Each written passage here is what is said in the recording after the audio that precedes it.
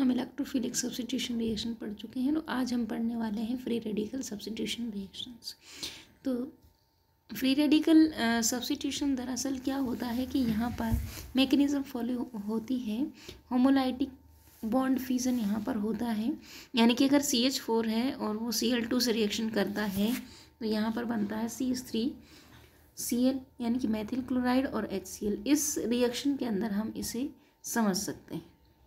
इस मैकेनिज्म को समझने के लिए इस मैकेनिज्म के कितने स्टेप होते हैं? 3 स्टेप होते हैं। 3 स्टेप होते हैं। जैसे पहला वाला स्टेप हम सबसे पहले देखते हैं। पहला वाला स्टेप क्या कहता है? Chain initiation. मतलब ये चेन रिएक्शन है और चेन इनिशिएशन स्टेप का मतलब होता है कि इस चेन को, इस श्रृंखला को स्टार्ट करने वाला जो पद है, श्रृंखला प्रारंभन पद भी से कहा जाता है। Cl2 is converted into chlorine free radical, यानी कि यहाँ पर Cl फ्री रेडिकल यानी एक Cl उसके ऊपर एक इलेक्ट्रॉन, एक Cl उसके ऊपर, यानी कि 2 फ्री रेडिकल यहाँ पर फॉर्म हो गए हैं।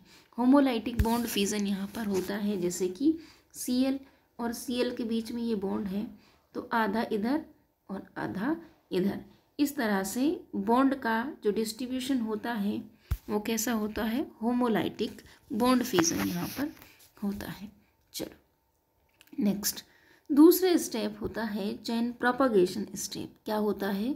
Chain propagation step. और चेन प्रोपगेशन स्टेप के अंदर क्या होता है? जो ये फ्री रेडिकल जो फर्स्ट स्टेप में बना था वो किससे रिएक्शन करता है? मीथेन से रिएक्शन करता है।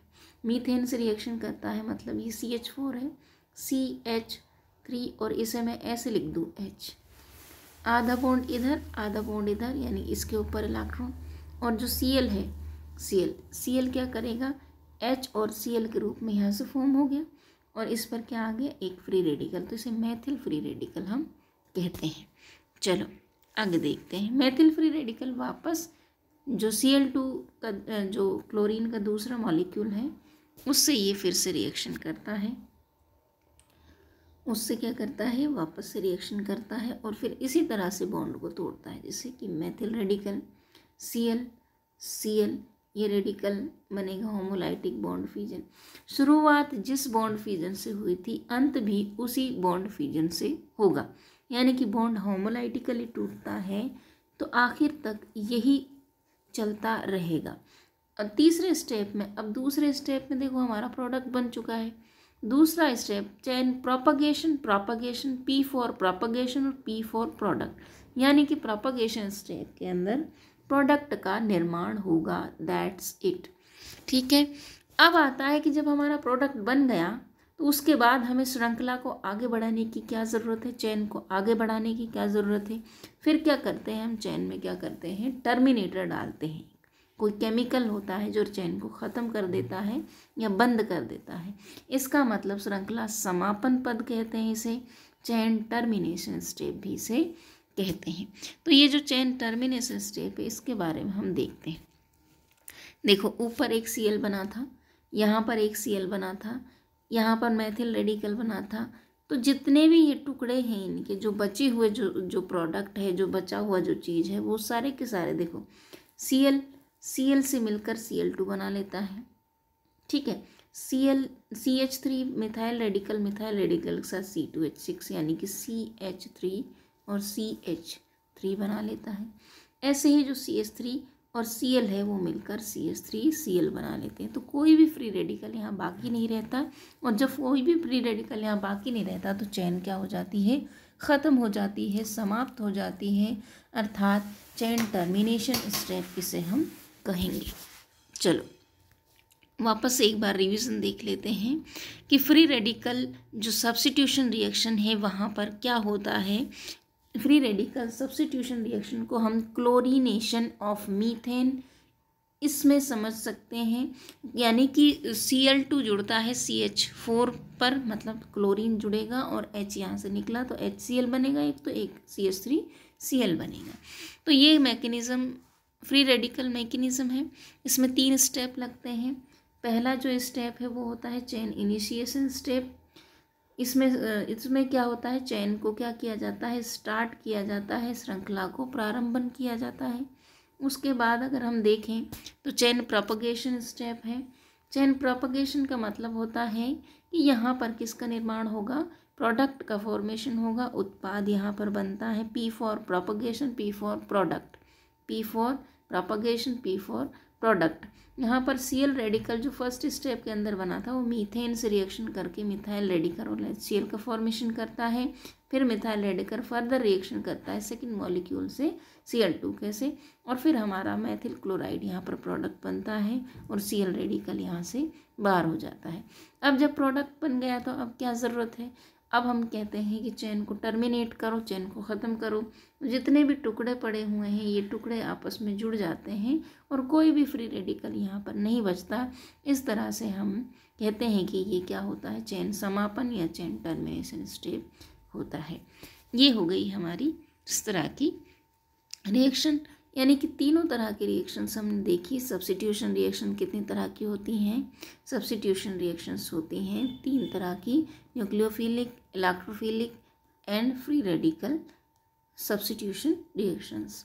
और लास्ट जो रिएक्शन है हम पढ़ने वाले 4th टाइप की reaction, that is rearrangement reaction, that is rearrangement reaction. In such reactions an atom or group of atoms or double bond migrate from the one position to another position within the same molecule. एक ही molecule के अंदर double bond हो, triple bond हो, या कोई group हो या कोई एटम हो, उसकी पोजीशन क्या हो जाती है, चेंज हो जाती है। इसे इंट्रा ए हो रहा है यहाँ पर, है ना, इंट्रा मॉलिक्यूलर चेंज या आइसोमेरिज्म भी कहा जाता है। इंट्रा इसे ज़रा ठीक कर लें, ये होता है intra molecular, INTRA intra molecular. That means एक ही अणु के अंदर, एक ही परमाणु, एक ही मॉलिक्यूल के अंदर ये चीज़ होगी। तो ये स्पेलिंग ठीक कर लें, इंट्रा मॉलिक्यूलर है ये। चलो नेक्स्ट बात करते हैं। देखो ये कोई इस तरह से लगा हुआ है, x और y यहाँ पर जुड़ा हुआ है। ये y तो इधर आ जाए और ये x इधर जुड़ा है, मतलब पहले y की पोजीशन b पर थी, अब y की पोजीशन a पर हो गई। इसी तरह से x की पोजीशन पहले a पर थी, अब x की पोजीशन कहाँ पे हो गई, b पर हो गई। यही होता है रीअरेंजमेंट, इसे ही कहते हैं पुनर्विन्यास, इसे ही कहते हैं इंट्रामॉलिक्यूलर चेंज, और इसे ही कहते हैं समावयवता या आइसोमेरिज्म। देखो ये डबल बॉन्ड इनके बीच में था, अब इनके बीच में आ गया, इसे कहते हैं रीअरेंजमेंट, राइट। चलो आगे बढ़ते हैं, एग्जाम्पल्स देख लेते हैं। कुछ एक एग्जाम्पल है, जैसे ये एन ब्यूटेन है, एन ब्यूटेन किसे कहेंगे, जो नॉर्मल ब्यूटेन होगी, मतलब सीधी श्रृंखला। अगर उसमें AlCl3 की प्रेजेंस में उसे हीट कर दें अपन, तो देखो ये जो है ये CH3 ये आ जाता है इधर की साइड में, और इसका जो H है ना वो चला जाता है CH2 के ऊपर, ठीक है। तो पोजीशन चेंज हो गई, पहले ये CH3 इस वाले कार्बन पर था, अब ये CH3 इस वाले कार्बन पर है, तो 2-मेथिल प्रोपेन यहाँ पर फॉर्म हुआ। चलो नेक्स्ट रिएक्शन देखते हैं, CH3 CH2 CH2C, यानी कि ये क्या है, ये क्या है, पहली पोजीशन पर 1 2 3, पहली पोजीशन पर Cl जुड़ा हुआ है, 1 क्लोरोप्रोपेन है, अब ये 2 क्लोरोप्रोपेन बन गया है in the presence of anhydrous aluminium chloride.